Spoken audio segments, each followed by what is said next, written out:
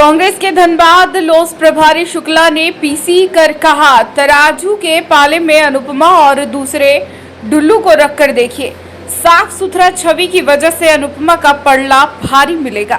धनबाद के housing colony स्थित कांग्रेस दफ्तर में गुरुवार को प्रेस कॉन्फ्रेंस आयोजित की गई, जहां झारखंड प्रदेश कांग्रेस महासचिव सह धनबाद लोकसभा प्रभारी चंद्रशेखर शुक्ला ने मीडिया को संबोधित करते हुए कहा कि भाजपा पिछले 10 साल से लोकतंत्र को खत्म करना चाहती है।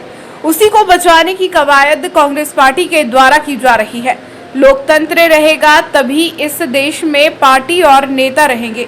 वहीं उन्होंने कहा कि आज जब भी विपक्ष द्वारा सदन में सवाल करते हैं तो ईडी और सीबीआई द्वारा उनकी आवाज को दबाने की कोशिश की जाती है।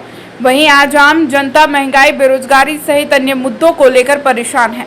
वहीं झारखंड प्रदेश कांग्रेस महासचिव ने धनबाद के मतदाताओं से लोकतंत्र के इंसाफ के तराजू उठाकर एक तरफ नीति सिद्धांत पालन करने वाली साफ छवि रखने वाले कांग्रेस की प्रत्याशी अनुपमा सिंह, वहीं दूसरी ओर भाजपा के उम्मीदवार ढुल्लू महतो को रखने और देखने की अपील की। उन्होंने यह दावा किया, कांग्रेस प्रत्याशी अनुपमा सिंह का पल्ला हमेशा भारी रहेगा। बच्चों का आभार, धन्यवाद कि आप चिलचिलाती धूप में हमारे लिए, हमारी पार्टी के लिए, हमारे उम्मीदवार के लिए तक आए हैं।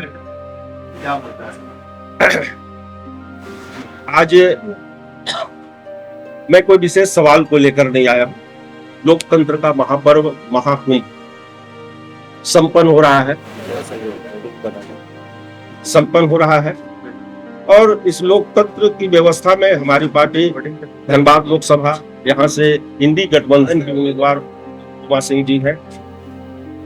मैं ये कहने आया हूं कि इंडिया गठबंधन का, कांग्रेस पार्टी का, ये बात की बात है कि भारतीय जनता पार्टी और नरेंद्र मोदी की हार कैसे हो।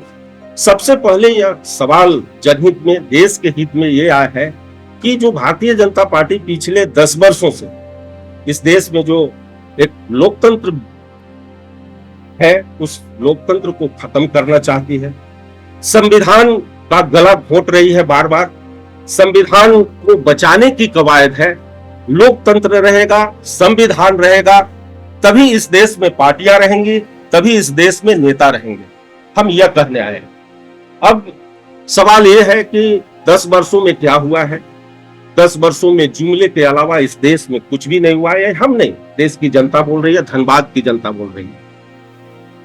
सिर्फ और सिर्फ घोषणा और सिर्फ वायदे। लोग कहते हैं कि नरेंद्र मोदी जी ने रेल बेच दिया, जहाज बेच दिया, LIC बेच दिया, बैंक बेच दिया। नहीं, उन्होंने बेचा नहीं है, खरीदा भी है। क्या खरीदा? इस देश की ईडी को खरीदा, इस देश के सीबीआई को खरीदा, इस देश की अन्य जो स्वतंत्र संस्थाएं हैं, निष्पक्ष संस्थाएं हैं, उसको उन्होंने खरीदा। और खरीद कर क्या किया? तमाम हिटलर के इतिहास को याद करिए कि किस तरह से देश में वैसे नेताओं पर जुल्म करके, हत्या करके वह जर्मनी पर शासक करता था। ठीक उसी पैटर्न पर नरेंद्र मोदी ईडी और सीबीआई के आगे बढ़ा के देश के तमाम वैसे नेता जो इनके खिलाफ मुखर थे, उनके क्रियाकलापों को, उनकी गलतियों को जो उजागर करते थे, आज वो जेल के पीछे। यह किसी भी देश के लोकतंत्र के लिए बहुत ही घातक बात है कि विपक्ष की आवाज को दबाना। आपके खिलाफ कोई अगर सड़क पर, सदन में, संसद में कोई आवाज उठाता है तो आप उस आवाज को कुचलने का काम करते हैं। ईडी और सीबीआई जैसी संस्थाओं का दुरुपयोग करते हैं। यह बहुत ही घातक बात है। और किस तरह से आम लोग कराह रहे हैं, चाहे वह महंगाई की मार हो, चाहे वह बेरोजगारी की मार हो, चाहे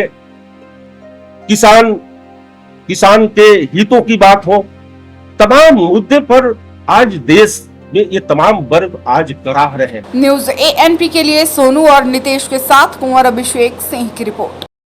अशरफी कैंसर इंस्टीट्यूट सभी सुविधाओं से परिपूर्ण कैंसर चिकित्सा का एकमात्र विश्वसनीय प्रतिष्ठान अब धनबाद में एक ही छत के नीचे सभी प्रकार का इलाज जैसे अत्याधुनिक रेडियोथेरेपी मशीन, साथ में पेट स्कैन, मेमोग्राफी और अन्य सभी प्रकार की जांच की सुविधाएं उपलब्ध। वही तरीका वही इलाज अब अशरफी कैंसर इंस्टीट्यूट धनबाद में।